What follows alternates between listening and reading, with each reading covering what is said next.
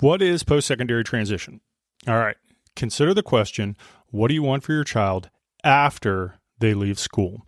Now, this is going to include research, using resources, and setting goals. And it's a lot of information. There is a lot to consider. Now, trying to do all of that at once can feel really consuming, and it's going to be a unique experience. But there are other families who are going through it at the same time that you are. So that's why we're here having conversations that will ask parents to think long term. So, welcome. This is the Post Secondary Transition Podcast. We have conversations around that process for families of students with disabilities. I am but one of the hosts. My name is Patrick Cadigan. I am a public school special education teacher. And who is my co host? I am Meghan Smallwood, and I am a public school transition coordinator. All right, and we are back. And if you did not get a chance to catch it, both Meghan and I were featured very prominently on the T21 Mom podcast. We talked with host Mary Cardle. She interviewed us. She had some really interesting questions around the transition process or wanting to understand the transition process. And as someone who is over on not only in the West Coast, but also in Canada, it was a very revealing conversation for her. So if you don't get a chance, check it out. There will be a link in the show notes. It's a really good talk. And let's see, where are we? Oh, all right. So we have talked about the different kinds of work programs available. Now, these are going to focus in obviously on our county and for our students. However, there is a broader conversation to be had about what is available for students earning a diploma. So, yes, we are going to be talking about specifics in terms of what Meghan and I both have had experience with, but we want to open up broader conversations and ask bigger questions so that you guys are thinking what questions you would ask for the area that you're in. So, to start off with, what are students earning a diploma to do if they're interested in a specific career field or want to explore as much as possible during their time in high school? We have a pathway in our county called CTE, which is the Career and Technical Education, which is fairly common amongst the Maryland counties. What is offered in each county might be different, but there are some, offerings out there. For all intents and purposes, for our conversation, while talking about CTE, we have courses that usually start in middle school and provide our students with some of those academic and technical skills, as well as that knowledge and training in order to be successful in future careers.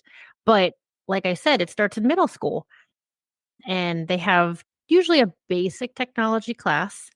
And then in high school, one of the requirements for graduation is for our students to each earn at least one computer science, engineering, and technology education credit.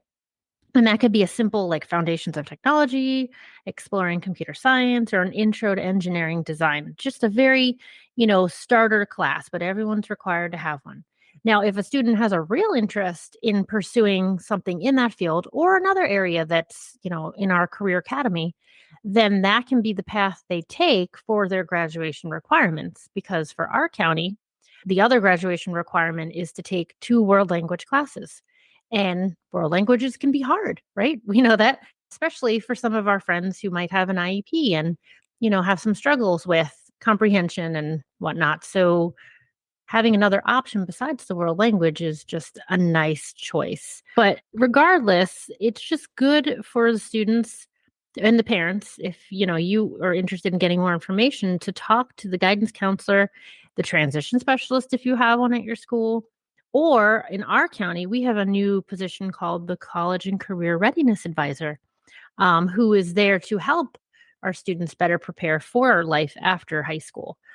So any one of those people can help shine some more light on what a career academy is. So what is the Career Academy? So in our county, they offer our students with similar interests the opportunity to prepare for either college or some entry-level employment in a career interest area. They want them to be able to meet the demands of the 21st century global economy. So they're giving them all the skills that they can before they leave, the school system, which I have to say, I wish I had this option when I was in school. We did not have career academies growing up in my area. And I think it just would have been really interesting to have instead of just sitting in my basic everyday classes. But in the school building, in their home school, students can access career academies such as accounting, business classes, and marketing. I know we have a wide range of those. Computer programming, the culinary science field, and engineering. And we have a teacher academy too, which I know gives our students the opportunity to actually go and do an internship in the classroom with students, to really feel like if that's what they want to do to go to college and study. The one class I really want to highlight, though, that I think is just amazing and I wish every student could take is called the Career Research and Development, or CRD class. It's one of those pathways that really introduces the students to explore different career interests, set some goals for what they might want, but it also introduces them and gives them a little exposure to financial literacy, something I wish every student had before they exited high school, and just how to navigate those challenges of the world of work. So within that class, and it's a 2-year class, I'll get into a little more detail about that second year, but they really get to work on perfecting their resume a bit more. They participate in a job fair.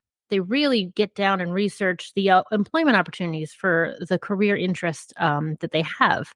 And, it goes beyond that initial, what am I going to study in college? It really has them look at what is the salary range? What are the requirements and the job responsibilities? What kind of businesses would I find this specific job in? It just makes them really branch out and see what is involved in that career. So, like I said, it's a 2-year class. So, the second year that they take the CRD component, they have to concurrently enroll in a site based work experience for our county. So, while they take the class during the day, they are also expected to have a job and be working an average of 10 to 20 hours a week, depending on their credits, so that they are reflecting on said job within their CRD class and really putting those skills that they've learned and worked on, in CRD 1 to use. They need to work a little bit of time within the school day so that the teacher can go out and evaluate and talk to the employer. But it's really, there's some flexibility, if they're working on the weekends or the evenings, whatever works best for the student. But it's a really nice way too for the students to practice that time management between having a job and going to class, which I think really, if they are going to college, helps them prepare for, life after high school. So for this, are they expected to find the job themselves, or do they get assistance with that? Like, how does it work? The expectation is that they are finding a job for themselves. I know our CRD teacher preps them if they are in CRD 1 the year prior, that spring, and says, look, you need to come in at the start of the school year with a job. You want to hit the ground running. You want to have those hours from day one because they're going to need a lot of hours in order to meet the graduation requirements. So we like them to find a job over the summer. If they start working over the summer, great. They've already got that relationship established with an employer. If they come in and they don't have a job, then we're front loading the work to have them apply online during class and make calls and go out and interview so that they are able to find a job. Now, I say a job, but it can also be volunteer opportunities. They don't have to be getting paid as long as they're doing some form of work. For our students with IEPs, I've had some in the past that maybe they got a job and it didn't work out, and there was kind of a pattern of some help being needed.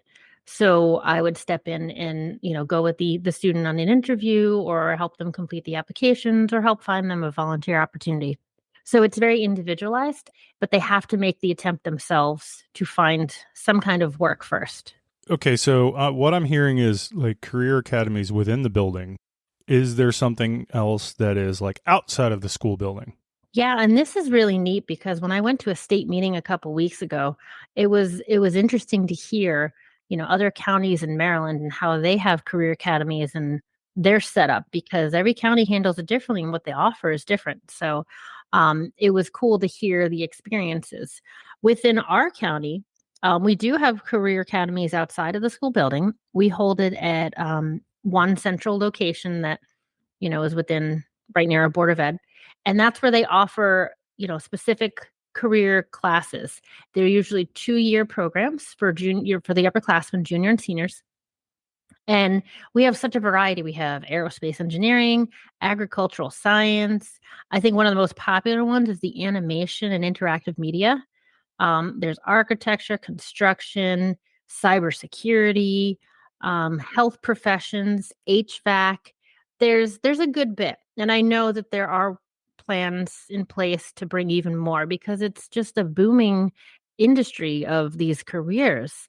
So the students, of course, have to complete some prerequisite coursework before they can get there for as their upperclassmen years. And there is a wait list. I know a lot of these academies fill up. So that's why, I always stress to my families during ninth and 10th grade and the students, if they're really interested in these career fields, they want to make sure they have their prerequisites done and they want to get, the information and their name out there so that they are chosen to participate in these academies. Bus transportation is provided to and from the classes since it is at a location outside of their normal school building within the school hours. So, they're back in time to complete their other courses at the school building. And then how did the students get involved with this? Like, where does it start? So it's definitely the student advocating for their interests when they meet with their guidance counselor at registration time. I think it's important for the student every year to let the guidance counselor know, hey, I really am interested in construction. I'd like to really explore what options I have while I'm in high school to get some more experience in that field. And, just keeping in touch with the guidance counselor, making sure they're on track with the prerequisites and making sure that they are on that list junior year to go over to the Career Academy. It's a 2-year program. So usually that first year, they're doing a lot of the coursework. And many of these programs, the second year has like an internship component, or there's some, certifications or industry credentials that they can actually receive by passing some assessments or examinations within them. And so they're leaving high school with some of these credentials that really makes them stand out for wherever they go. I know, for example, with the health career fields, the health professions, they will get CPR and first aid certified. I mean, that's great. We have some students who are interested in becoming like EMTs and they're already well on their way towards that path. So it's just a really good opportunity for the students. Okay, so it sounds like we're doing a pretty good job of making programs like this available. As I'm thinking about additional careers or gaining experience, are there any apprenticeships? The Apprenticeship Maryland, which I know is not just in our county. So it's just a great pathway for our seniors in our county who are interested in employment and further education on a specific career pathway. And they're usually within the STEM industries. So I know it's really grown over the past few years in our county. For our seniors, they will be working like a minimum of 450 hours for the school year within this industry while also taking the classroom instruction that goes with it. And some of our students, depending on what credits they might have left to complete to graduate, they might be doing night school or, classes back in the building. So it's an individualized process. And that also, if a student is interested in participating in the apprenticeship, that's definitely something they want to apply early on and talk to their guidance counselor about. But what happens is that they are being trained by these specific industries. We have students who have been in the electrical apprenticeship and they are actually reporting for work and being trained by real electricians, who ultimately would love to hire them for their business because it's benefit to them. They're training people right out of school, and these students are leaving school with that experience, and a couple years later be making a huge salary. So it's just a great opportunity if the interest is there and you want to learn the skills for this trade and this is the pathway you want. Like I mentioned, electrical, we also have the construction.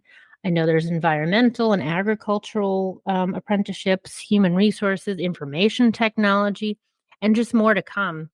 But one of the requirements I know for us for our county is that they do have to have their own transportation in order to get to some of these work sites, because for the electrical, for example, they might have to actually be at the business at 6:30 in the morning. There's no bus coming to get them. They're not going to the school building and then going out. They're reporting right to an employer and starting their day there. So that is one thing I stress to a lot of students who might be interested. You have to work on your driver's license. There's a little more motivation. Like, let's see if we can get that license done before your senior year so that you're able to participate in this. Because there's just so many benefits to it. And last year I was able to go to one of the open houses that they provided for staff just to come and see the students and hear from them firsthand. And the students are just so appreciative of the support from the employers, and the employers are just so excited to have this youth coming out to continue on in their chosen field. It's just a great relationship. So I would definitely encourage anyone who's interested in a specific career and knows that's really what they want to do, to explore the apprenticeships and just get more information about it. And then as I'm listening to this and as you're talking about it, Mike, one of the questions that I have is there like a student profile for this? Like, what type of student would benefit from this? So it's hard to profile. I mean, we've had students with disabilities, with students with IEPs, students with 504, students without IEPs or 504s. It's really, for that student who college is not the path that they think they want to take. They know that they want to do something in a specific skill and they want more training on a skill. I think it's possible, they could go and complete college as well, but they really know that, and they're dedicated to this trade. For the apprenticeship especially, they don't want a student who's going to come in because they might want to try it and then within a couple weeks they're done. They want someone who's going to be dedicated and will work the hours and put the work in to actually take it seriously and want to learn something. And like I said, a lot of these places want to hire them. So it's a mutual benefiting relationship. But it definitely sounds like something like, again, like what you were saying is that if college is not necessarily something that a student would be interested in long term, that this is definitely a path moving forward that would give them work experience and, thus a kind of a leg up when they're out looking. Yeah. And, there's students who I know started in the program, finished after they graduated. And like I said, the business is booming. They constantly have work and they are making a huge salary while some of their friends who went to college and still aren't sure what they want to do have a lot of debt to pay. So there's definitely some huge benefits to it. Wait a minute. You mean when you go to college, you walk away with debt? Get out. Oh my gosh, I know, right? We should do a whole podcast on that. Yeah. What to prepare for. Oh, no. I'm still paying off mine. So that is not necessarily a conversation that I want to think about actively. All right. But that sounds good. All right. Well, before we let you guys go, we wanted to throw out another That's Helpful resource. And this time it's on me. And the reason that I'm going to throw out this resource, I was thinking about this as we were having our conversation with Mary Cardle from T21 Mom Podcast, that, there were agencies, there were things that she sort of knew about, but then wasn't 100% sure about. And that led me to want to highlight one of our pages where when you go to postsecondarytransition.com, we have a What is a DDA page. Now, we've already had conversations on the podcast about this. I feel like DDA comes up all the time. So for our purposes, for this website, it gives a basic overview of what Developmental Disabilities Administration would be. We have some links to other resources, like, for example, from Pathfinders for Autism. But we even created a page that goes through a pretty detailed explanation of the eligibility review. It talks about priority levels. supports, things like, ideas about, what's going to happen next, and even links to contact information, application page, just a whole host of links, a whole host of supports. Go check it out. www.postsecondarytransition.com/whatisDDA. And that is our That's Helpful resource. Good resource. Good resource. All right. And speaking of resources, you're going to follow the information from this conversation in our show notes. We're going to have some links in there. Please like, follow, and share out this podcast. We are looking to build our audience, and we need your help to do it. Visit our YouTube channel. We've posted videos of all our conversations, and it also includes doing some of the legwork for you. We've curated videos of topics that revolve around transition. We have playlists that cover guardianship, alternatives, able accounts, and there's going to be more to come. So be sure to subscribe there as well. And then last but not least, I've already asked once, so I'll ask one more time. Check out the website, chock full of information around transition. You'll find our contact information there. We do have a blog, so go to www.postsecondarytransition.com. Check it out. It is a really good place to visit. Agree. All right, Ms. Meghan. So let's see. We're going to knock this one out. And what do we have coming up? I believe we're going to have some more interviews, right? Yeah, we've got some interviews coming up, I believe. So all right, good. Stay tuned. Yeah, I'm looking forward to that one. All right, then. We'll let's go ahead and close out this conversation. And thank you guys for joining us. And we'll be talking at you soon. Bye, guys.